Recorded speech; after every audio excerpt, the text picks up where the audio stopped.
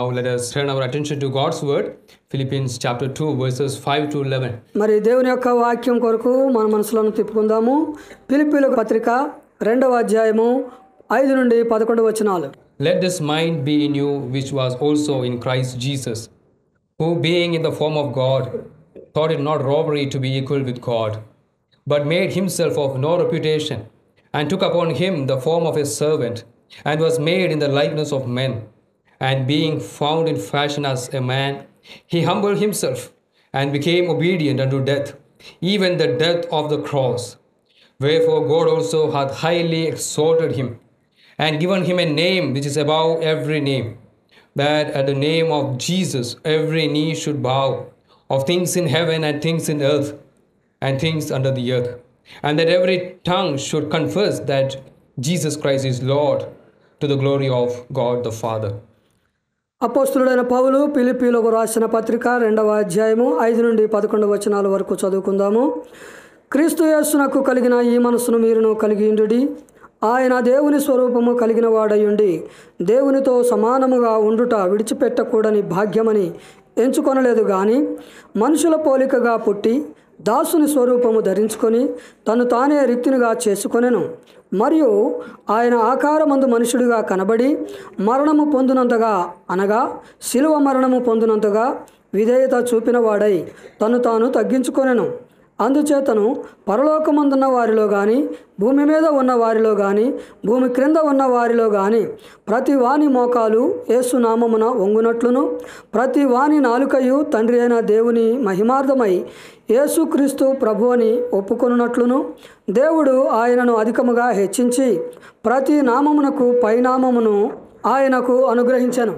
The portion that we heard in this chapter, in Philippians chapter 2, is considered as a hymn. If you read in the original language, in the Greek language, it is a song. ఈ యొక్క చదవబడినటువంటి వాక్య భాగము ఫిలిప్పీయులకు రాసిన పత్రిక 2వ అధ్యాయం 5 నుంచి 11 వచనాల వరకు ఇది మరి ఒరిజినల్ భాషలో చూసినట్లయితే ఇది ఒక పాటలాగా ఉన్నదన్నమాట. And the author is addressing the issue of disunity in the church, and then he is writing this theological hymn talking about Christ to ensure that the church will continue united in Christ. ఈ యొక్క రచయిత సంఘములో ఐక్యత లేకుండా ఉండటము వీటన్నిటిని కూడా మనసులో పెట్టుకొని యేసుక్రీస్తుని ఉద్దేశించి యేసుక్రీస్తుని తెలియజేస్తూ యేసుక్రీస్తు గురించి తెలియజేస్తూ ఈ మాటలు చెప్పడం జరిగింది. If you are interested in music, if you are interested in writing songs, I think many youngsters may be interested in music. I think this is a good guideline on how we should write songs and hymns and what kind of songs should we sing in the church. మరి మీకు ఒకవేళ అనేక మంది యవనస్తులు ఉన్నారు, వారికి music పట్ల ఆసక్తి ఉన్నట్లయితే పాటలు రాయాలనే ఆసక్తి ఉంటే అటువంటి వారికి ఈ యొక్క వాక్య భాగము ఎంతగానో సహాయకరంగా ఉంటుంది. నిజంగా సంఘంలో ఏ పాటలు పాడాలి, ఏ విధంగా ప్రభువుని ఆరాధించాలన్న విషయంలో. Psalms in the book of the Bible is considered a song book or a hymn book in the Bible itself. అట్లాగే మరి బైబిల్లో కీర్తన గ్రంథం చూసినట్లయితే మరి ఇది ఒక కీర్తనలు అంటేనే పాటలు, ఎన్నో పాటలు అందులో ఉన్నవి. And there are other hymns even in the New Testament, the Magnificat, we meditate in connection with the birth of the Lord Jesus Christ. All these are hymns also in the Bible, in the New Testament. అట్లాగే నూతన నిబంధనలు చూసినట్లయితే మరి యేసుక్రీస్తు జననానికి సంబంధించినటువంటి పాటలు, అట్లాగే మరి పునరుద్ధానానికి సంబంధించి ఇట్లాగా ఉన్నవన్నమాట. And this we can consider as an Easter hymn. దీనిని మనము ఈస్టర్ పాటగా గుర్తించవచ్చు. And one thing we observe when we study about the songs in the Bible, those are filled with theology, those are filled with the beauty of Christ, those are all talking about God. మరి యొక్క మనము సంఘంలో పాటలు పాడేటప్పుడు ఆ పాటలు వాటి యొక్క మాటల యొక్క అర్థాలు అందులో చాలా మరి దైవిక సంబంధమైనటువంటి విషయాలు ఉన్నవి. మరి యేసుక్రీస్తుని గణపరిచేవి, యేసుక్రీస్తు గురించి తెలియజేసేవి వాటిగా ఉంటున్నవి ఈ మాటలు. Sadly, many modern songs we look, they are anthropological, man-centered. They are not God-centered. There is no theological truth even in the lyrics that many sing in the churches.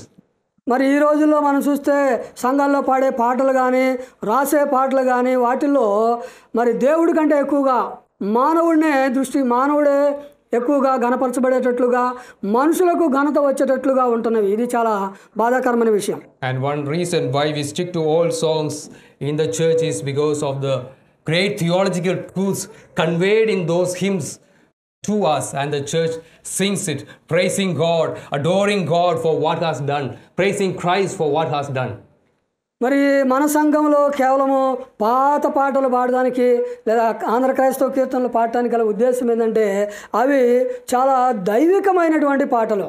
అవి మరి దేవుణ్ణి స్తుతించేవిగా, దేవునికి మహిమ కలిగేవిగా, మరి క్రీస్తుని గణపరిచేవిగా మాత్రమే ఆ మాటలు కానీ ఆ పాడే విధానం కానీ ఉంటుంది. కాబట్టి మన సంఘంలో ఆ పాటలకి ఎక్కువ ప్రాధాన్యత ఇస్తాం.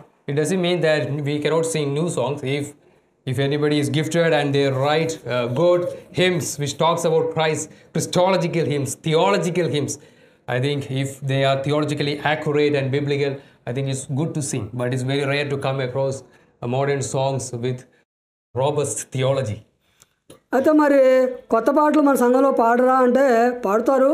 అవి వాక్యాన్ని గణపరిచేవిగా ఉంటే మరి దేవుడు ఎవరికైనా అటువంటి తలాంతు ఇచ్చి వారు ఖచ్చితంగా మరి క్రీస్తుని గణపరిచేవిగా, వాక్యాన్ని గణపరిచేవిగా, మరి ఆ దేవునికి సంబంధించినవిగా ఉంటే ఖచ్చితంగా వాటిని మనం తీసుకోవచ్చు. And this is a beautiful Christological hymn that is given to us in the scriptures.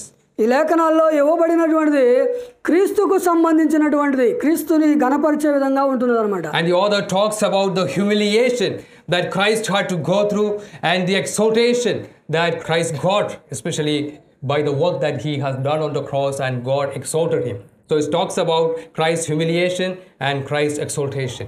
మరి ఇది దేని తెలియజేస్తుంది అంటే యేసుక్రీస్తు ప్రభు వారు ఏ విధంగా మరి తను తగ్గించుకున్నాడు లేదా తృణీకరించబడ్డాడు ఆ విషయాలు, అట్లాగే మరి క్రీస్తు ఏ విధంగా ఘనపరచబడ్డాడు, ఈ రెండు విషయాలను తెలియజేస్తున్నది. So even if you are an ordinary member of a church, you didn't go to seminary to study Christology, if you know this hymn well, what Paul is talking to us through these verses very well, I think you know basics of Christology even through these verses that we are going to meditate, or this hymn in the portion that we read. ఒకవేళ నువ్వు ఇక్కడ సాధారణమైన వ్యక్తిలాగా ఉండొచ్చు, నువ్వు Bible కాలేజీకి వెళ్ళిపోయి ఆ Christology, క్రీస్తుని గురించినటువంటి శాస్త్రం చదివి నేర్చుకునే అవకాశం నీకు లేకపోవచ్చు. అయినా సరే ఇక్కడ పౌలు రాసినటువంటి ఈ మాటలను చదవడం ద్వారా, దీని ద్వారా మీరు ఖచ్చితంగా మరి క్రీస్తు గురించి చక్కగా నేర్చుకోవచ్చు. క్రీస్తు ఏమై ఉన్నాడో, క్రీస్తు ఏ విధంగా కనపరచబడ్డాడో, ఈ విషయాలు వీటిని ఒక పాటగా మనం చూస్తే దీనిలో నుంచే మనం నేర్చుకోవచ్చు. And he is also reminding the congregation to emulate the model of Christ, especially in the context of the church, where we should serve one another with much humility, because Christ served us. Christ humbled himself to redeem the church. మరి యేసుక్రీస్తు ప్రభు వారు సంఘమును విమోచించడానికి తనను తాను తగ్గించుకున్నట్లుగా సంఘముగా మనం కూడా సంఘములో ఒకరికి ఒకరము సేవ చేసే విషయంలో మనల్ని మనం కూడా తగ్గించుకోవచ్చు. So it's a good reminder to churches which are disunited, or even members who are not willing to serve others in the church. And the author is reminding them that Christ humbled himself. He served the church in this way. So we also must serve the church, and we must also endeavor to ensure the unity of the church.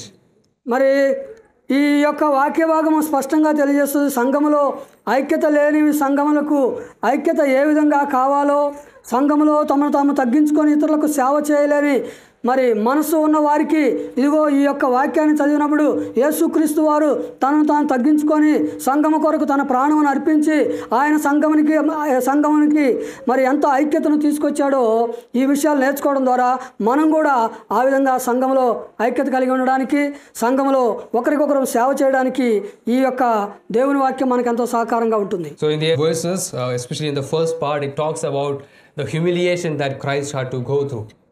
మరి మొదటి భాగం చూసినట్లయితే క్రీస్తు ప్రభువారు తను తాను మరి తగ్గించుకున్న విధానము, ఆ తృణీకరించబడిన విధానం చూస్తున్నాం.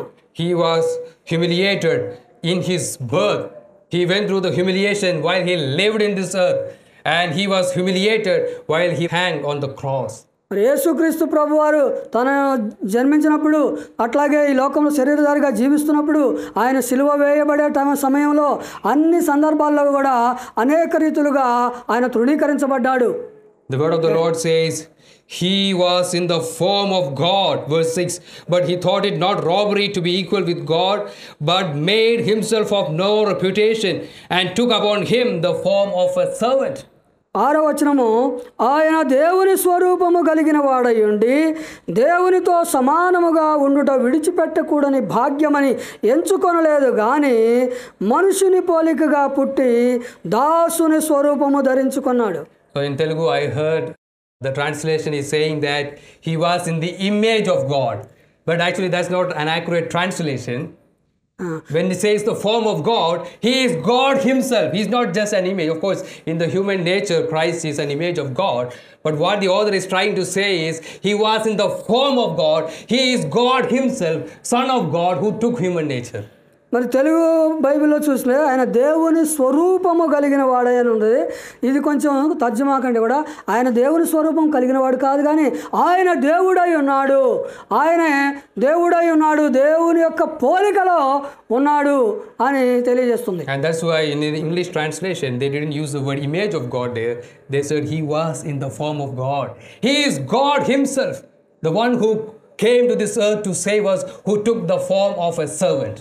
ఆయన దేవుడై ఉండి దేవుని యొక్క కుమారుడిగా ఆ యొక్క పోలికను తీసుకొని మరి మనల్ని రక్షించడానికి వచ్చాడు ఆయన. There are many who teach in such a way that Christ's beginning started by his birth, and when they talk about pre-incarnate Christ, they don't say he is fully God. They don't want to ascribe full divinity to Lord Jesus Christ. యేసుక్రీస్తు ప్రభువారు శరీరధారిగా మరి ఆయన మనుషుని యొక్క పోలికను ధరించుకోవడము, మానవ స్వరూపంలో రావడం వల్ల యేసుక్రీస్తుని పరిపూర్ణమైనటువంటి దేవునిగా మరి కొంతమంది వచ్చి చెప్పడం లేదు. But when we read the word of the Lord, particularly John's Gospel, we can see he is God himself. He is the Word, the Logos, the eternal Son of God who took the form of a servant. He is the one who created everything, one who rules everything. And then he took the form of a servant and came to this earth and lived among us. అయితే మరి యోహాను సువార్తలో మనం చూసినట్లయితే 1వ అధ్యాయం 1వ వచనంలో చెప్పినట్లుగా ఆయన వాక్యమై ఉన్నాడు, ఆయన వాక్కై ఉన్నాడు, ఆయన దేవుడై ఉన్నాడు. ఆయన శరీరధారిగా మరి వాక్యమై ఉన్నటువంటి దేవుడు శరీరమును ధరించుకొని శరీర సంబంధిగా మన మధ్య కృపాసత్య సంపూర్ణుడిగా నివసించినట్లుగా దేవుని వాక్యం తెలియజేస్తుంది. And even when we meditate upon Christ's birth, we can see even the low estate or the poor condition that Christ was in. The one who created everything, one who is the Son of God, humiliated himself to the point that he took human flesh, and even in his birth he don't have a proper place to stay, and he was born in a manger. మరి చూడండి, ఆయన దేవుడై ఉండి దేవుని యొక్క కుమారుడై ఉండి ఎంతో మరి సృష్టికర్త అయినటువంటి దేవుడు ఆయన మరి తల్లి గర్భమున జన్మించినప్పుడు శరీరధారిగా ఈ లోకమునకు వచ్చినప్పుడు ఆయనకు తలవాల్చుటకు స్థలము కూడా లేకుండా పోయింది. So he became poor for us. మన నిమిత్తమై ఆయన దరిద్రుడయ్యను. One who owns the whole world, one who created the whole world, he became poor for us and lived in poverty for us. ఈ లోకాన్ని మొత్తాన్ని కలుగజేసిన వాడు, సర్వ సృష్టిపైన అధికారము కలిగిన వాడు ఆయన మన నిమిత్తము దరిద్రుడుగా చేయబడింది. Imagine the creator God had to go through all the infirmities of infancy. As a child he had to grow up. మరి చూడండి, సృష్టికర్త అయినటువంటి దేవుడు మరి తన బాల్య దశలో ఉన్నప్పుడు శరీరంలో ఉన్నప్పుడు ఆ బలహీనతలు బాల్య దశ నుండి ఆయన మరి ఎన్నో బలహీనతలు గుండా వెళ్ళాడు. And not only that, immediately after his birth, the enemies are trying to persecute him. The enemies are trying to kill him. అంతేకాదు, మరి ఆయన జన్మించిన వెంటనే శత్రువులైనటువంటి హేరోదు రాజు చంపివేయాలని ప్రయత్నం చేశారు. His birth was not like the way human babies are born now. మరి యేసుప్రభు వారి యొక్క జననము మనం సాధారణంగా మన మానవుల జననం లాంటిది కాదు. The parents also, and he also had to go through much humiliation where they have to even run away from the place where he was born. మరి తల్లిదండ్రులు కూడా మరి ఎంతగానో అవమానపరచబడుతూ మరి భయపడిపోయి అక్కడ నుంచి కుమారుడిని తీసుకొని పారిపోవాల్సి వచ్చింది. So in his birth he was humiliated. ఆయన యొక్క భర్త జననములో ఆయన అవమానపరచబడ్డాడు. But in whole of his life, while he lived in this earth, he went through much suffering, and he made himself under the law. He obeyed all the law as a man. మరి అంత మాత్రమే కాదు కానీ తన యొక్క జీవితం అంతటిలో కూడా చూసినట్లయితే మరి అనేక సమయాల్లో తృణీకరించబడుతూ అవమానపరచబడుతూ ఆయన జీవితం అంతా మరి ధర్మశాస్త్రమునకు లోబడి జీవించాడు. That's why verse 8 says, being found in fashion as a man, he humbled himself and became obedient unto death. అందుకనే మరి 8వ వచనం చూసినట్లయితే ఆయన ఆకారమందు మనుషుడిగా కనబడి మరణము పొందినంతగా అనగా శిలువ మరణము పొందినంతగా విధేయత చూపిన వాడై తను తాను తగ్గించుకొనెను. So he himself humbled. It's not God the Father or God the Holy Spirit forced him to be humiliated.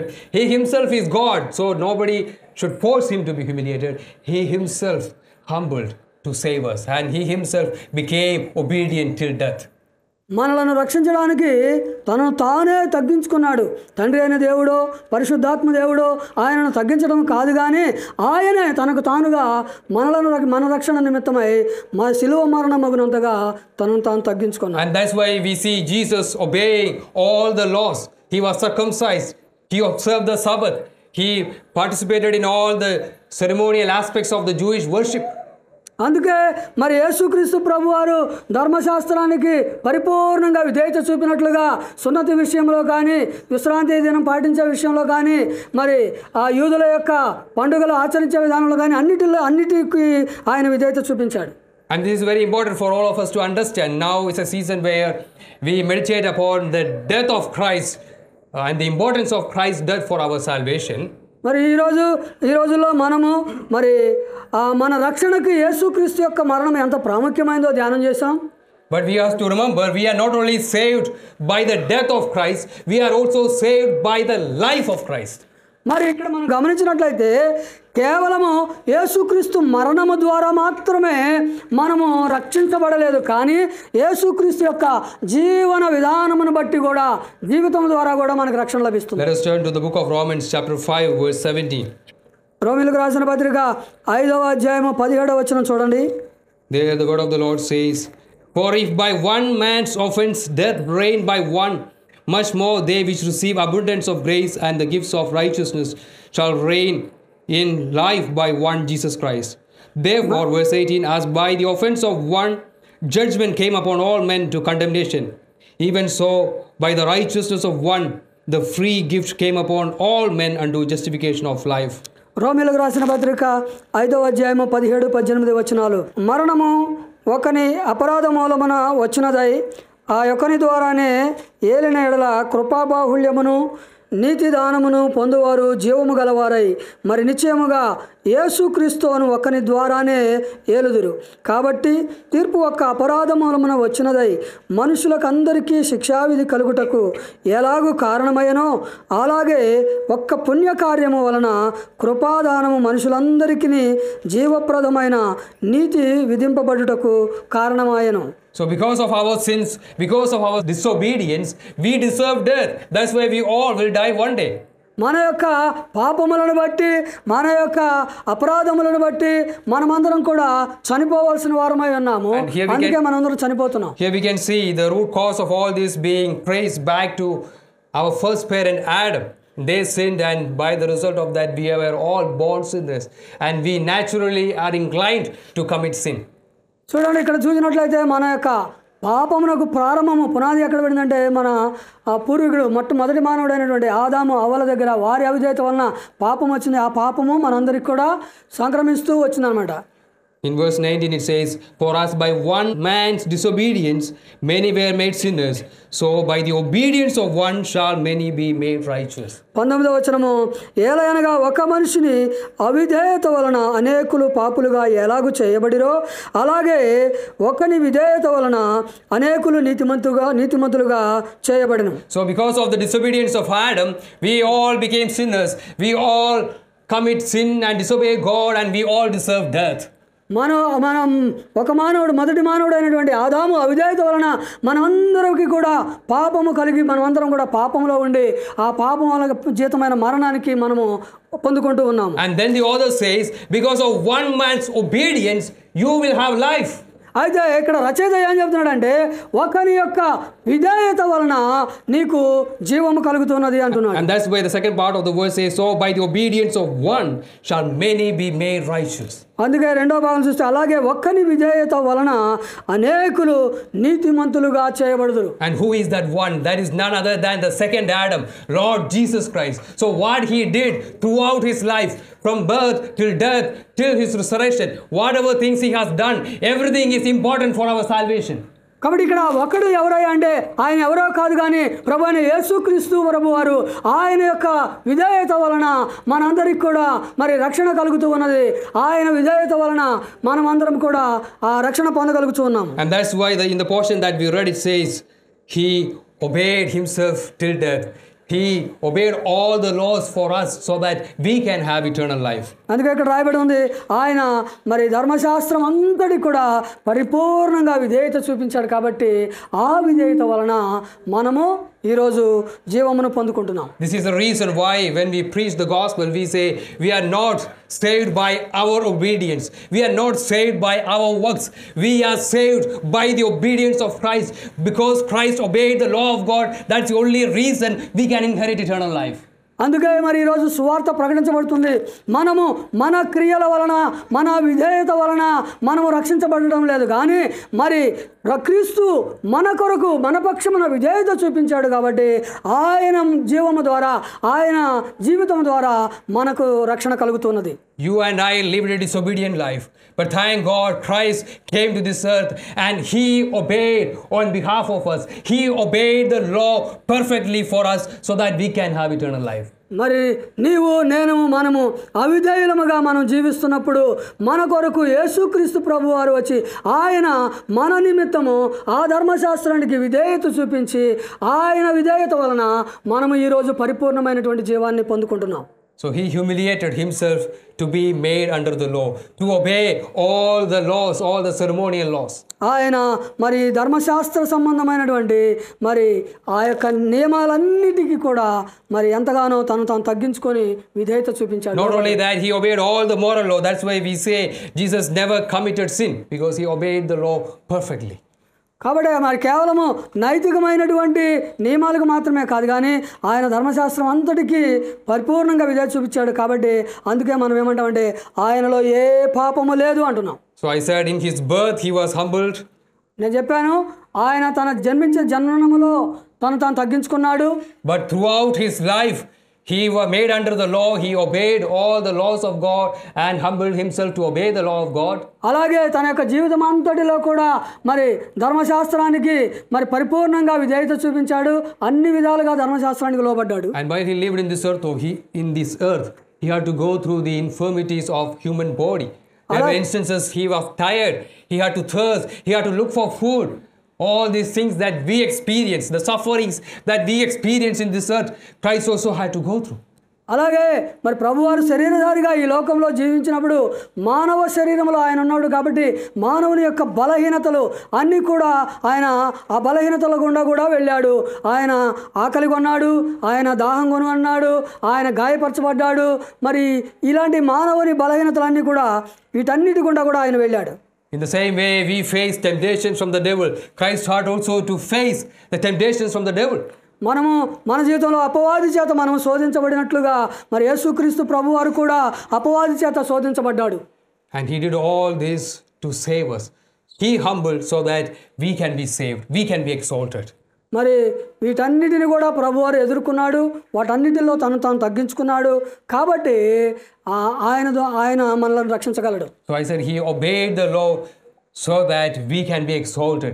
We can be considered perfect in the sight of God. We can be considered righteous in the sight of God. మరి చెప్పాను ఆయన మన నిమిత్తము ధర్మశాస్త్రానికి విధేయత చూపించాడు. కాబట్టి మనము ఆయన ఎదుట నీతిమంతులముగాను పరిపూర్ణముగాను మనం కనబడుతూ ఉన్నాం. And then he says he obeyed unto death, even the death of the cross. And that's a great humiliation that he had to go through when he died on the cross for us.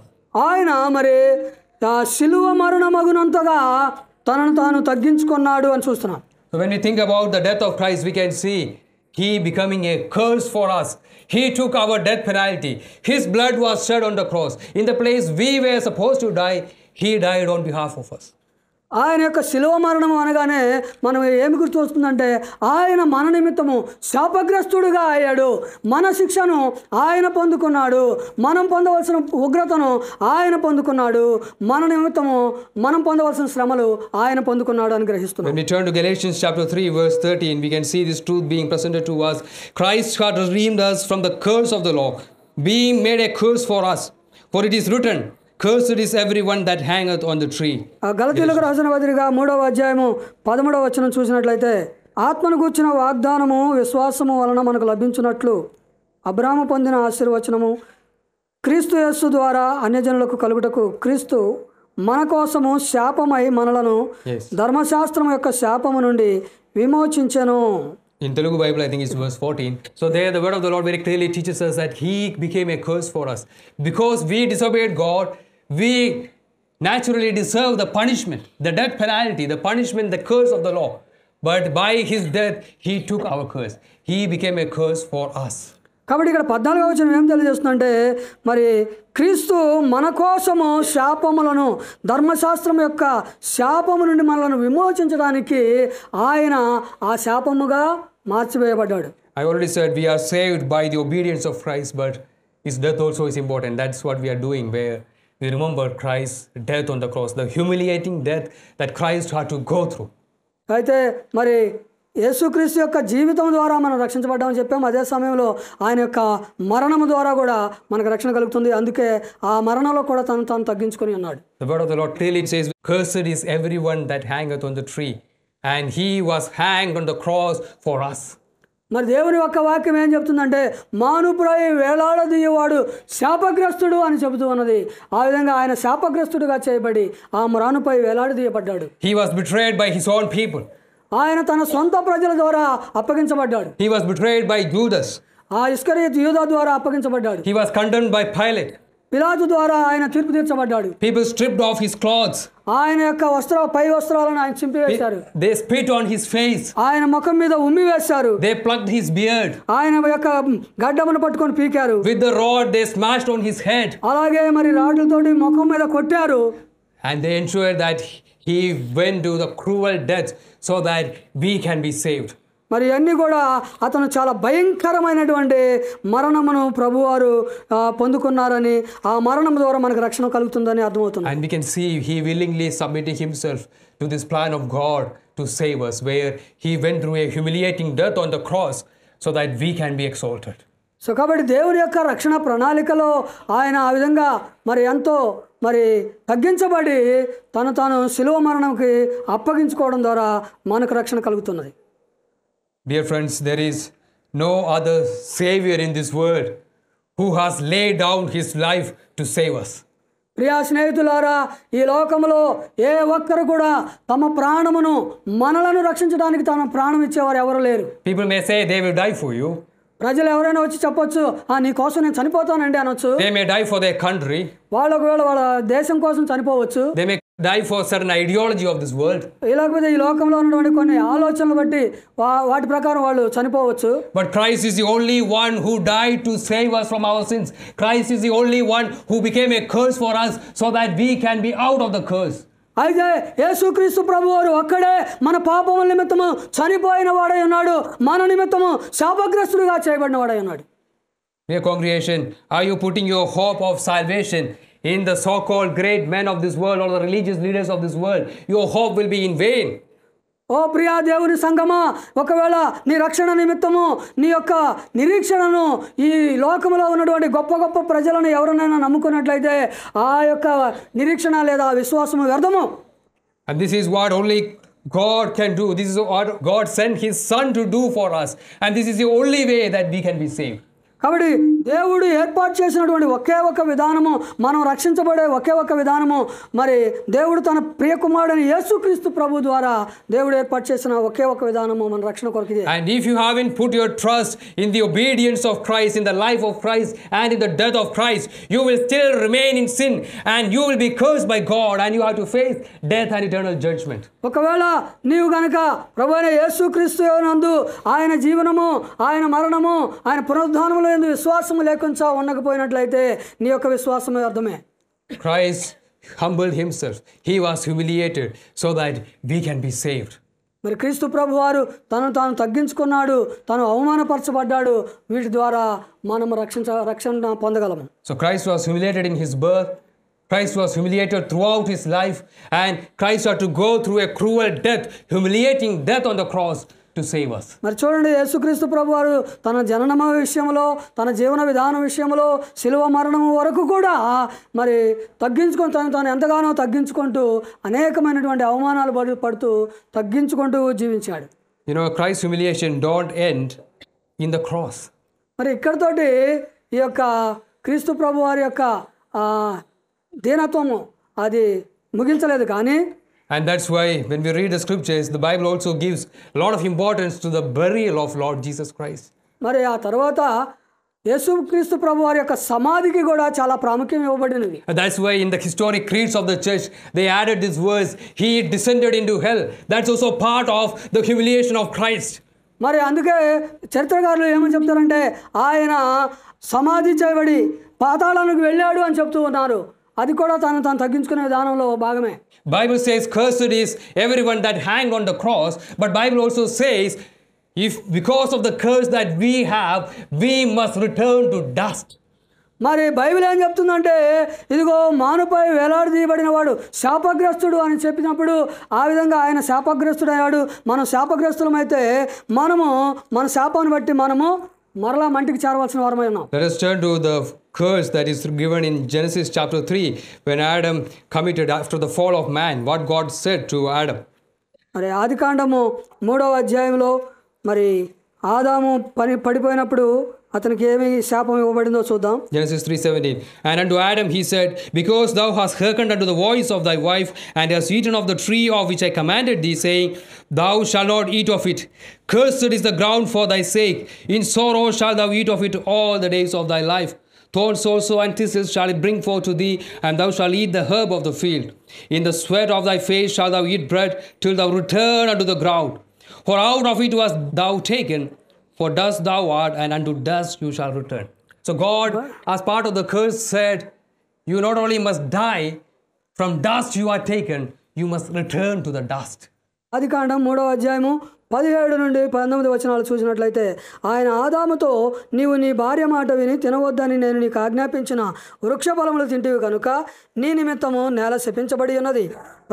ప్రయాసముతోనే నీవు బ్రతుకు దినములన్నీ దాని పంట తిందువు. అది ముండ్ల తుప్పలను గచ్చబొదలను నీకు మొలిపించును. పొలములలోని పంట తిందువు. నీవు నేలకు తిరిగి చేరు వరకు నీ ముఖము చెమట కార్చి ఆహారము తిందువు. ఏలయనగా నేల నుండి నీవు తీయబడితివి, నీవు మన్నే గనుక తిరిగి మన్నైపోదు అని చెప్పాను. కాబట్టి మానవుడు నేల మట్టి నుండి తయారు చేయబడ్డాడు కనుక మరలా మన్నైన మానవుడు మంటిలో చేరతాడు అని ఈ వాక్యం తెలియజేస్తుంది. And that's the reason why we as Christians, when somebody die in our church, we encourage them to be buried. ఇందుకుని బట్టే మరి సంఘాల్లో ఎవరైనా చనిపోతే మరి వారిని సమాధి చేయడానికి మనం వారిని ప్రోత్సహిస్తాం. I think now because of the lack of space, many may prefer to do cremation. మరి కొన్ని చోట్ల చూస్తే స్థలం లేని కారణంగా కొంతమంది ఏం చేస్తున్నారంటే వాళ్ళు దహనం చేసేస్తున్నారు. అంటే But the biblical practice to reflect this curse that the Lord has given, the one who died must be buried and they must return to dust. అయితే వాక్య సత్యం ఏమని తెలియజేస్తుందంటే వారు మట్టి నుండి తీయబడ్డారు కాబట్టి మరలా వారు మట్టిలోకే చేర్చబడాలి అని దేవుని వాక్యం చెప్తుంది. And sadly many liturgies of the church are also now modified, and the pastors when they conduct funeral they say from ashes to ashes, not from dust to dust. ఆధునికమైనటువంటి కాలంలో పాస్టర్లు కూడా వాళ్ళు ఎలాంటి మార్పు తీసుకొచ్చారంటే మన్ను మండికి అని అంటలేదు కానీ బూడిదే అన్నట్టుగా మాట్లాడుతున్నారు. But the biblical understanding of the burial or how it has to be done, because of the curse that we inherited from Adam, we must return to the dust. That's God's plan.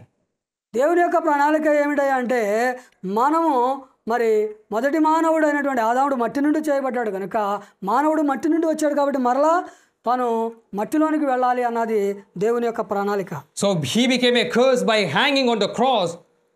ఆ యొక్క శిలువపై వేలాడదీయబడటం ద్వారా ఆయన మన కొరకు శాపముగా అయ్యాడు. But he was also buried in the dust so that he was humiliated. Where we must return to dust, he went to the dust. He descended into the realm of death. మనము పోవలసినటువంటి ఆ యొక్క మంటిలోనికి మన కొరకు ఆయన మన నిమిత్తమై అక్కడికి వెళ్ళాడు. And when we turn to the Gospel of John chapter 19, we can see the author beautifully talking about this. Chapter 19 verses 40 to 42. యోహాను సువార్త 19వ అధ్యాయము 40 నుంచి 42 వచనాలు ఈ విషయాలు మనం స్పష్టంగా We చూస్తాం. can see God preparing Joseph of Arimathea to care for the body of Christ where he will be properly buried. ఇక్కడ అరిమతయి తన కొరకు సిద్ధపరచుకున్నటువంటి సమాధిని మనం చూస్తూ ఉన్నాం. Then took they the body of Jesus and wound it in the linen cloths with the spices, as the manner of the Jews is to bury. Now in the place where he was crucified, there was a garden, and in the garden a new sepulchre, wherein was never man yet laid. There laid they Jesus, therefore, because of the Jews' preparation day, for the sepulchre was nigh at hand. యోహాను సువార్త 19వ అధ్యాయం 41-42 వచనాలు చూద్దాం. అంతటా వారు యేసు దేహం ఎత్తుకొని వచ్చి యూదులు పాతిపెట్టు మర్యాద చొప్పున ఆ సుగంధ ద్రవ్యములు దానికి పూసి నారబట్టలు చుట్టిరి. ఆయనను సిలువ వేసిన స్థలములో ఒక తోట ఉండెను. ఆ తోటలో ఎవడును ఎప్పుడును ఉంచబడని క్రొత్త సమాధి ఒకటి ఉండెను. ఆ సమాధి సమీపంలో ఉండెను గనుక ఆ దినము యూదులు సిద్ధపరచు దినమైనందున వారు అందులో యేసును పెట్టిరి. So in the Garden of Eden, we inherited a curse where God has said we must return to the dust. ఏదైనా వనములో మనము మరి నేల నుండి తీయబడిన వ్యక్తి, అక్కడ మానవుడు మరలా నీవు మట్టి నుండి తీయబడ్డావు కనుక నేలకు నీవు మరలా మంటికి మన్నైపోదు అని చెప్పాడు. But here we see in another garden, Lord Jesus returning to dust to save us. And he was humiliated by his burial. అయితే ఇక్కడ మనం మరి ఒక తోటను చూస్తూ ఉన్నాము. ఆ తోటలో ఆ ప్రభు అయిన యేసుక్రీస్తు వారు సమాధి చేయబడ్డాడు మన నిమిత్తం. Oh, it was taking our curse completely. Nothing is left. He took all of our curse by his complete humiliation, by his life, death and burial. మరి ఇక్కడ యేసుక్రీస్తు ప్రభువారు మన యొక్క శాపాన్ని సంపూర్ణంగా తీసివేశాడు. ఆయన తన యొక్క మరి అవమానాల ద్వారా, తన జీవితం ద్వారా, మరి తన యొక్క తగ్గించుకోవడం ద్వారా మన యొక్క శాపాన్ని ఆయన సంపూర్ణంగా తీసివేశాడు.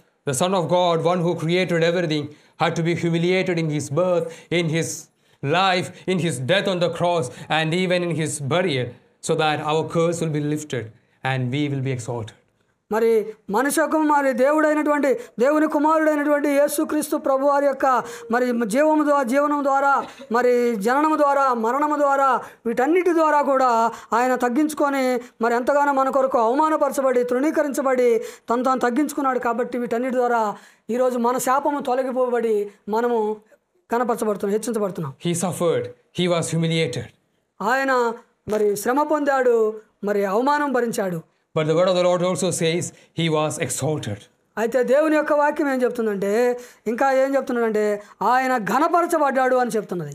And that's why verse 9, Philippians chapter 2, the portion that we read at the beginning, please turn there. Verse 9 says, wherefore God also hath highly exalted him and given him a name which is above every name. 9వ వచనము, ఫిలిప్పీయులకు రాసిన పత్రిక 2వ అధ్యాయము 9వ వచనము.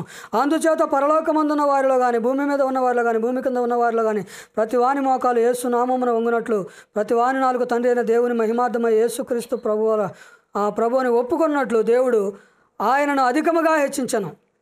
He was dead and he was put into dust, where his body started to decay. But the Lord raised him on the first day of the week. ఆయన మరణించాడు, ఆయన సమాధి చేయబడ్డాడు. అయితే సమాధిలో తన యొక్క శరీరము కుళ్ళిపోకుండా మరలా దేవుడు మృత్యుంజయుడు తిరిగి లేపాడు యేసుక్రీస్తు ప్రభు. And that's why we are gathering here to celebrate the resurrection of Christ, where he conquered death, he conquered the powers of darkness. Even God himself exalted him and put him in the throne of God. కాబట్టి యేసుక్రీస్తు యొక్క పునరుద్ధానాన్ని జరుపుకోవడానికి మనం ఇక్కడ చేరి ఉన్నాము. ఆయన మరణాన్ని జయించాడు, లోకమును జయించాడు, పాపమును జయించాడు. ఆయన సమస్తాన్ని కూడా జయించి ఉన్నాడు తన మరణం ద్వారా. When we meditate upon Christ's resurrection, we can see how he rose again by his own power. There are others who had resurrected before, but Christ resurrected by his own power. He rose again. మరి అయితే మరి యేసుక్రీస్తు ప్రభు వారు తన సొంత శక్తి ద్వారా మరి తాను మరణాన్ని జయించి తిరిగి లేచాడు. And he ascended into heaven. అంతేకాదు ఆయన పరలోకానికి ఆరోహణమై వెళ్ళాడు. And he seated at the right hand of God, interceding for all of us. ఆయన మరి తండ్రి యొక్క కుడిపార్శ్వమున కూర్చొనుండి మనందరి నిమిత్తమై విజ్ఞాపన చేస్తున్నాడు. So Christ not only went through the great humiliation, but God also exalted him and put him to intercede for us. He was ascended and he sits in the right hand of God praying for all of us. మరి యేసుక్రీస్తు ప్రభు వారు కేవలం మన నిమిత్తం ఎంతగానో తృణీకరించబడడం, అవమానపరచబడడం, తగ్గించుకోవడమే కాదు కానీ మరి దేవుడు ఆయన ఎంతగానో ఘనపరిచాడు, ఉన్నతంగా హెచ్చించాడు. And when we have hope in Christ's resurrection and the ascension, even in our Christian life, when we seem to fail, when we have doubts, we can always look to the resurrected Savior. We can always look to the risen Savior and have the complete assurance that He intercedes for us. He was humiliated for me, but now He is exalted and He sits in the right hand of God interceding for me and you. మరి మనము ఆ యొక్క యేసుక్రీస్తు యొక్క పునరుద్ధానమును ఆయన యొక్క మరి ఆరోహణమందు నమ్మకించినప్పుడు మనకి ఏమైనా సందేహాలు వచ్చినా ఏమైనా డౌట్లు కలిగినప్పటికీ మరి ఆయన యందు మనం విశ్వాసం ఉంచినప్పుడు మరి వాటన్నిటి ద్వారా మనం వీటన్నిటిని కూడా జయించవచ్చు. And this is the only way that we can be saved, because God became man and He was humiliated, He was exalted so that we can be saved. And if He didn't rise again, the word of the Lord says, our faith is in vain. It is only by the exaltation of Christ that we have the hope that we also will be exalted one day. కాబట్టి ఈ విధంగానే మాత్రమే రక్షించబడగలము. మరి యేసుక్రీస్తు దేవుడైండి మానవుడిగా ఈ లోకానికి వచ్చాడు.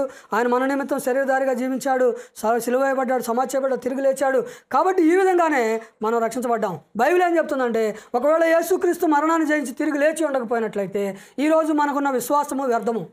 In 1 Corinthians 15, that's why Apostle Paul asked these questions. Here he says, Christ's resurrection, He rose again as the first fruit, giving us assurance that we all also will be exalted one day.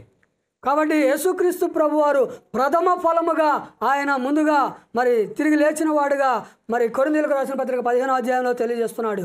ఆయన తిరిగి లేచి ఉన్నాడు కాబట్టి ఆయన ద్వారా మనం అందరం కూడా మరి రక్షించబడగలుగుతామని. But Paul asked these questions. Oh death, where is thy power? Oh death, where is thy sting? పౌలు అడుగుతున్నాడు, ఓ మరణమా నీ ముల్లెక్కడా అని ప్రశ్నిస్తూ ఉన్నాడు. Oh, if you believe in Christ, you don't need to be afraid of death, because we put our hope in the exalted Savior where He conquered death, and we can have the same guarantee. If He rose again, we also can have the same hope that all those who believe in Him also will be exalted. కాబట్టి ఆయన మనకంటే ముందుగా తిరిగి లేచి ఉన్నాడు కనుక మనం ఆయన యందు నమ్మిక ఉంచి ఉన్నట్లయితే తప్పకుండా ఆయన ద్వారా మనం అందరం కూడా ఒకరోజు తిరిగి మరణాన్ని జయించి తిరిగి లెగుస్తాము. And we, as we live in this earth, we may be going through much humiliation. మరి ఈ లోకంలో మనం జీవిస్తూ ఉన్నప్పుడు మనం కూడా మరి అనేక రీతిలుగా మరి శ్రమల గుండా అవమానాల గుండా వెళ్ళవలసి రావచ్చు. The life in this earth, God has appointed in such a way that there will be suffering, there will be persecution, there will be humiliation while we live in this world. దేవుడు ఈ భూమి మీద మన జీవితాన్ని ఉంచిన విధానం ఏంటంటే, ఈ జీవితంలో మరి శ్రమలు రావచ్చు, ఇబ్బందులు కలగవచ్చు, అవమానాలు కలగవచ్చు, మరి ఇటువంటివన్నీ కూడా మన జీవితంలో ఎదురవచ్చు. You may be poor. నీవు ఒకవేళ పేదవాడిగా ఉండవచ్చు. You may be persecuted by enemies. నీ శత్రువుల ద్వారా నీవు హింసించబడవచ్చు. You may be struggling with sins in your life where you have lost the hope of salvation. ఓ నీ రక్షణ నిశ్చేతను నీవు పోగొట్టుకొని నీ జీవితంలో మరి నీ పాపముల ద్వారా నీవు మరి హింసించబడుతూ ఉండవచ్చు. And when we go through the sufferings that we experience in this life, we can also meditate upon the sufferings and the humiliation that our Savior had to go through. మనం ఇలాంటి ఇబ్బందులు గుండా వెళ్తూ ఉన్నప్పుడు మన రక్షకుడు అయినటువంటి యేసుక్రీస్తు ప్రభువారు ఏ విధమైన శ్రమల గుండా వెళ్ళాడో, ఏ విధమైన అవమానాలు ఆయన ఎదుర్కొన్నాడో వాటిని మనం ధ్యానం చేసుకోవడం ద్వారా మనము ఈ యొక్క సమస్యలను అధిగమించగలం. And our sufferings and the humiliation is nothing when we compare to the suffering and the humiliation that Christ had to go through while He was in this earth. మరి ఈ లోకంలో మనం పొందుతున్నటువంటి ఈ శ్రమలు క్రీస్తు ప్రభువారు మన కొరకు పొందిన ఆ శ్రమలతో పోలిస్తే అవి ఎన్నదగినవి కావు. But the humiliation of Christ also teaches that an exaltation follows all those who suffer, all those who are persecuted for Christ's sake. They will be exalted in the same way Christ was exalted after He was humiliated. అయితే మరి యేసుక్రీస్తు ప్రభువారు అవమానపడిన తర్వాత ఆయన మరి ఎంతగానో హెచ్చించబడ్డాడు కాబట్టి ఆయన యందు విశ్వాసం ఉంచిన వారు కూడా వారు ఈ లోకంలో అవమానించబడినప్పటికీ ఆ తర్వాత పునరుద్ధానంలో ఆయనతో కూడా ఘనపరచబడతారు. Dear friend, don't lose your hope in sufferings and the difficulties of your daily life. కాబట్టి ప్రియ స్నేహితులారా, నీ యొక్క నిరీక్షణను నీ యొక్క శ్రమల్లో కానీ నీ యొక్క ఇబ్బందికర సమయంలో ఎట్టి పరిస్థితుల్లో నీ నిరీక్షణను కోల్పోవద్దు. If Christ went through the depths of humiliation and he was exalted highly, even if you go through the depths of suffering and humiliation in this earth, you have the hope that you also will be exalted highly. కాబట్టి క్రీస్తు ప్రభు వారు శిలువ మరణమగునంతగా మరి అంతగానో తను తాను తగ్గించుకొని అవమానపరచబడినప్పుడు మరి ఆయన యందు విశ్వాసం ఉంచినటువంటి నీవు కూడా ఖచ్చితంగా ఆయన వలె మరి ఘనంగా హెచ్చించబడతావు. The sufferings and the difficulties you face in this earth may not be removed while you are alive, and you may have to suffer even while you are dying, like many faithful witnesses of Christ died suffering for him. ఒకవేళ ఈ లోకంలో నీవు పొందుతున్నటువంటి శ్రమలు ఇబ్బందులు మరి ఈ శరీరంలో ఉన్నప్పుడు నీకు అవి నీ నుండి తొలగిపోవచ్చు. ఒకవేళ నీవు చచ్చేదాకా సావులో కూడా నీవు శ్రమ పొందవచ్చు. ఎందుకంటే అనేక మంది నమ్మకమైన వారు దేవుని సేవకులు మరణంలో కూడా ఎంతో శ్రమ పొందారు. And even when they were going through the terrible death, we read about the story of Stephanus. They had this hope of exaltation, where if Christ was exalted, we also will rise again with him and we will be exalted. కాబట్టి మరి నీ ఒకవేళ మరణకరమైనటువంటి పరిస్థితులు గుండా వెళుతూ ఉన్నప్పటికీ ఇదిగో Stephen జీవితంలో మనం చూసినట్లయితే ఆయన మరణించే సమయంలో కూడా ఆ పరలోకపు మహిమను ఆయన చూసి ఉన్నాడు. మరి ఖచ్చితంగా ఆ విధంగా మనం హెచ్చించబడతామని గుర్తెరగాల. Many like to preach a gospel or present a Christian life where there is no humiliation. That is not Christianity. That is a religion invented by men in the name of Christ. కాబట్టి ఎవరైతే ఇదిగో ఈ యొక్క తగ్గింపు లేకుండా అవమానాలు లేవు శ్రమలు లేవు అని బోధిస్తారో అది సరి అయినటువంటి సువార్త కాదు. అది మతమైనది. అది మానవుల చేత ఏర్పడినది. Jesus said, while you are in this world, there will be suffering, there will be humiliation. If our Savior had to suffer and to be humiliated, you and I must be prepared to suffer for his sake. యేసుక్రీస్తు ప్రభు వారు చెప్పారు, లోకములో మీకు శ్రమ అని చెప్పాడు. మన రక్షకుడైన యేసు ప్రభు వారే ఆ శ్రమల గుండా వెళ్ళినప్పుడు నీవు నేను ఖచ్చితంగా అటువంటి శ్రమలు ఎదుర్కోవాల్సి ఉంటుంది. You know, many are following Christ, and many unbelievers also say Christians are following Christ so that they can become rich, and preachers are preaching a gospel where you will be healthy, you will be wealthy, you will be prosperous. మరి అనేక మంది అవిశ్వాసులైన వారు క్రైస్తవుల వైపు చూసి వాళ్ళ గురించి ఏమంటారంటే వాళ్ళు ప్రభువు నమ్ముకున్నారు, వాళ్ళు ధనవంతులు అవుతారు అని చెప్తారు. కొంతమంది బోధకులు కూడా వారు ఏం చెప్తారంటే యేసు ప్రభు దగ్గరికి మీరు వస్తే మీరు ధనవంతులు అవుతారు, మీరు అభివృద్ధి చెందుతారు, మీకు సంపద కలుగుతుంది అని ఇటువంటి మాటలు చెప్తారు. But you look at the life of early Christians, the apostles, and even our Savior himself, they had to suffer for Christ's sake. They had to go through much humiliation for Christ's sake. మరి చూడండి, మరి అపోస్తలుల యొక్క జీవితంలో కానీ మన రక్షకుడైన యేసు ప్రభు యొక్క జీవితంలో కానీ చూసినట్లయితే వాళ్ళు ఇవేమి బోధించలేదు. వాళ్ళు శ్రమల గుండా వెళ్ళారు, అవమానాల గుండా వెళ్ళారు, వాళ్ళు ఇవన్నీ కూడా సంతోషంగా భరించారు. In that suffering and the humiliation, what kept them going, what kept them to persevere in their faith is the hope of great exaltation that we have in Christ Jesus, the hope of resurrection we have in Christ, where we will be also exalted in Christ Jesus. ఈ యొక్క శ్రమలన్నిటిలో కూడా ఈ అవమానాలన్నిటిలో కూడా వారిని ముందు కొనసాగింపజేసింది ఏమిటయ్యా అంటే యేసుక్రీస్తు యొక్క నందు ఉన్నటువంటి విశ్వాసము. ఆయనతో కూడా మనం ఒకరోజు ఘనపరచబడబోతాము, ఆయనతో కూడా మనం హెచ్చించబడతాము అన్న ఒకే ఒక నిరీక్షణ. And the word of the Lord also talks about a glorious exaltation awaiting in the future. అంతేకాదు దేవుని యొక్క వాక్యం ఏం చెప్తుందంటే మహిమాయుక్తమైనటువంటి ఆ యొక్క మరి గొప్ప మహిమతో కూడినటువంటి మన కొరకు ఎదురు చూస్తున్నదని చెప్తున్నది. In the first coming he came to suffer, he came to humble himself, and he died on the cross for us, and he was exalted. మరి మొదటి రాకడలో ఆయన మన కొరకు మరి తగ్గించుకొని వచ్చాడు, ఆయన తను తగ్గించుకున్నాడు, ఆయన తన జీవితం అంతా కూడా మన నిమిత్తమే మరి ఆయన శ్రమ పొందాడు. But in the second coming he is going to come as an exalted king, where he will judge everybody in this earth. మరి తన యొక్క రెండవ రాకడలో ఆయన ఒక రాజుగా రాబోతూ ఉన్నాడు. ఆయన అందరికంటే ఘనమైనటువంటి రాజుగా మరి ఈ లోకంలో ఘనంగా హెచ్చించబడిన రాజుగా రాబోతున్నాడు. All who exalt themselves without bowing their knees to Christ, without putting their faith in the Christ, they all have to bow their knees and confess that he is the Savior, he is the exalted King of kings and the Lord of lords. ఈరోజు ఎవరైతే మరి యేసుక్రీస్తునందు విశ్వాసం ఉంచకుండా ఉన్నారో, ఏ మోకాలైతే వంగకుండా ఉన్నదో, ఏ నాలుకైతే ఒప్పుకో ఒప్పుకోకుండా ఉన్నదో అవన్నీ కూడా ఆ రోజు ఆయన నామమును ఒప్పుకుంటవి. ఆయన పేరు మీద మరి యేసుక్రీస్తు నామములో ప్రతి మోకాలు కూడా వంగుతుంది, ప్రతి నాలుక ఆయన నామమును ఒప్పుకుంటుంది. Now you may reject Christ and you put yourself above Christ and reject him.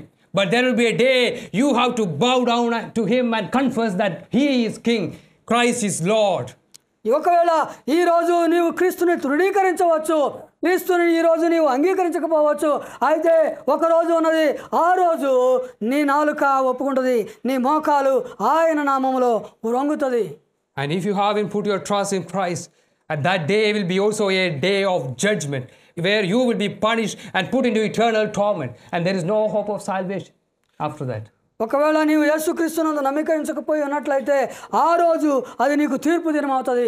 ఆ తీర్పు తర్వాత నీవు నిత్య నరకంలో ఉంటావు. But today is the day of salvation.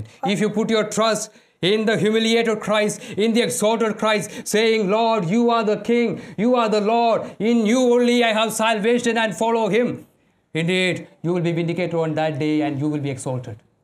అయితే ఈ రోజే రక్షణ దినము కనుక నీవు నీ కొరకు తృణీకరించబడిన ప్రభువుని, నీ కొరకు ఘనపరచబడిన యేసుక్రీస్తునందు విశ్వాసం ఉంచినట్లయితే ఆ రోజు నీకు ఘనమైన రోజుగా ఉంటుంది. ఆ రోజు In these recent weeks, I was looking at what some world leaders say, particularly on the Easter day. మరి కొంతమంది ప్రపంచంలో ఉన్న నాయకులు ఈ ఈస్టర్ సందర్భంగా ఏం చెప్తున్నారో నేను వాటిని చూస్తున్నాను. Earlier days, the Christian nations, their rulers, the great bishops, the great kings, the rulers, presidents, they like to come and greet everybody on the day of resurrection, on the day of Easter, and bless the Christians. మరి అంతకుముందు చూసినట్లయితే ప్రపంచంలో ఉన్న గొప్ప గొప్ప నాయకులు ఈస్టర్కి మరి క్రిస్మస్కి ఇలాంటి ప్రత్యేకమైన సందర్భాల్లో వచ్చి వారు ప్రజలందరికీ కూడా శుభాకాంక్షలు తెలియజేస్తూ ఉంటారు. But now the rulers are ashamed to name Christ. మరి ఇప్పుడైతే నాయకులు యేసు నామమును పలకడానికి సిగ్గుపడుతున్నారు. I heard Joe Biden made today as a transgenders day, special day. మరి నేను విన్నది ఏంటంటే ఈరోజు ఈ పునరుద్ధాన దినానికి జో బైడెన్ గారు ఏం పేరు పెట్టారంటే ఇది ట్రాన్స్జెండర్స్ డే, వారికి ప్రత్యేకమైన దినంగా పెట్టారంట. They don't want to wish Christians on Easter day. They want to make it as a day for all the transgender people to celebrate. మరి ఇది క్రైస్తవులు పునరుద్ధాన దినముగా జరుపుకునే రోజుగా కాకుండా నపంసకులు జరుపుకునే రోజుగా వారికి ఒక ప్రత్యేక దినంగా ఈ రోజుని కేటాయించారు. Even places like Canada, the prime ministers, they greet people on Ramzan and on other Muslim holidays, but they are silent on Easter day. మరి మిగతా రోజుల్లో చూసినట్లయితే ముస్లిమ్స్ని మరి వాళ్ళని శుభాకాంక్షలు తెలియజేస్తున్నారు, కానీ పునరుద్ధాన దినానికి వచ్చినప్పటికీ వాళ్ళు నిశ్శబ్దంగా ఉండిపోతారు. They like to talk about all other religious leaders of the world, all the philosophers and the rubbish that the world is promoting, but they don't want to name the name of Christ. ఈ లోకంలో ఉన్నటువంటి అనేకమైనటువంటి తత్వశాస్త్రాలని మరి అందరి నాయకులను వారి గురించి చెప్పడానికి ఇష్టపడుతున్నారు, కానీ యేసు నామమును మరి ఒప్పుకోవడానికి చెప్పడానికి సిగ్గుపడుతున్నారు. And they think that it will be a humiliation if they name the name of Christ. యేసుక్రీస్తు యొక్క పేరును చెప్పడం అనేది మరి తగ్గించుకోవడం, అది ఒక అవమానంగా వారు గుర్తెరుగుతున్నారు. But the word of the Lord says there will be a glorious exaltation of Christ, where all these leaders, all those who reject Christ, all those who are ashamed to name Christ, they have to bow their knees and confess, Lord is King. That day is very near.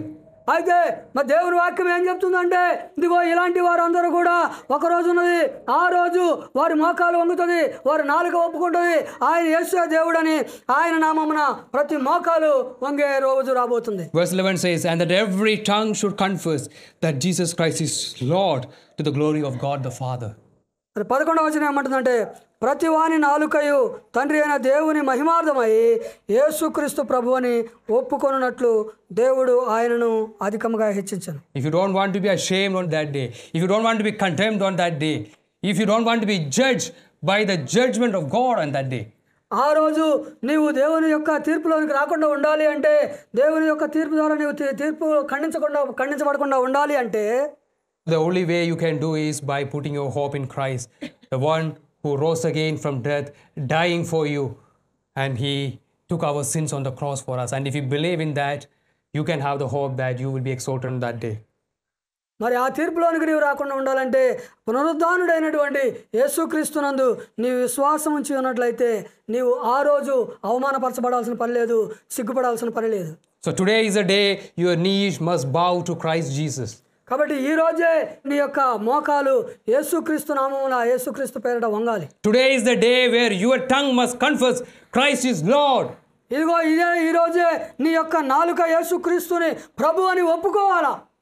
And this Easter service, may this be a day where you put your trust in Christ Jesus and acknowledge him as God who came to save us from our sins. కాబట్టి ఈ యొక్క Easter రోజు మరి యేసుక్రీస్తు ప్రభువారు మరి దేవుడు నిన్ను నన్ను రక్షించడానికి మరి ఆయన ఈ లోకానికి వచ్చాడు, మరణాన్ని జయించి తిరిగి లేచాడని నమ్మాలా.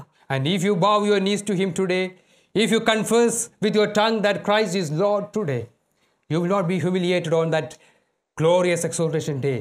In fact, you also will be exalted in Christ Jesus. ఈ రోజు కనుక నీ మోకాలు వంచి ఆయన నామమును నీ నాలుకతో ఒప్పుకొనినట్లయితే, నీ నోటితో నీ ఒప్పుకొనినట్లయితే, ఆ రోజు నీవు సిగ్గుపడవలసిన పని లేదు, అవమానపరచబడాల్సిన పని లేదు, ఆ తీర్పులోనికి నీవు రావు. So if any of you haven't put your trust in Christ Jesus, this Easter day, this Lord's Day is another day that the Lord has added into our life. Believe in him. Believe in his life. Believe in his death. Believe in his burial. Believe in his resurrection. There is no other name given under heaven for us to be saved. It is only by Christ's work that we will be saved.